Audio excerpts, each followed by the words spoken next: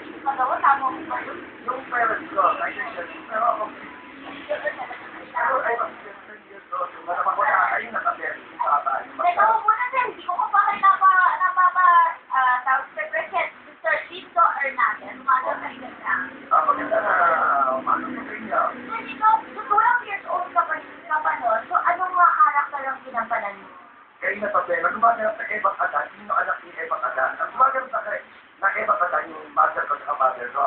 Tapos bilang anak, magkapatid din kami gumaganap sa kayo na papel. Eh kasi hulong araw daw po tama, bawat araw mula palaspas, araw ng palaspas, ay iba't ibang episode ang pinapakita. Iba dito po yan, tapos sinurate ng si God, yung Eva Kada, tapos hanggang po sa sakripisyo niya, Eva Cristo, hanggang po siya tapo siya, sa pagkabuhay. Talaga po, kung isang dito ginagawa yung sinabot, no? Ngayon po ba, ano na? Medyo ngayon, medyo moderno na tayo. Parang kumukuha na tayo ng portion ng yung mahalaga na sakripisyo niya sa Cristo. Dahil nakikita natin sa mga kabataan, ito yung sakripisyo niya sa Cristo sa ating mga tao para pinapaalam natin yan sa mga kabataan. Kayo po ba, gumagana na kayo? Sa ngayon, hindi na medyo sirado na tayo kasi nung panahon namin, unang-una na yung mga lolo na parang ng maganap. Ayun, may mga anak ko ba kayo ngayon?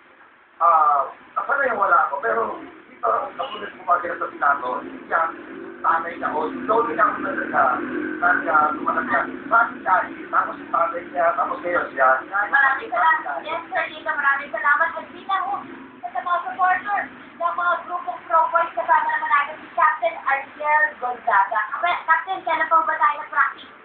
Ito ay mahabang preparasyon para sa ating mga kababayan dito sa Barangay Labang upang ipagmalaki natin ang sa diwa natin, ang ating mahal na Panginoon. Kumasa ba lamang po, napag-practice na kayo kumukuha ng mga pagkakas? Opo, pero ito ay taon-taon ginagawa po dito. Ilang taon lang po natin po? Alos sa nagigit na 5 taon. Ang schedule po na ating mga performances. Ito po, aling Friday, meron tayo na palabas sa barangay upang ipagulita natin ang mga iniwang kultura ng ating mga libuno.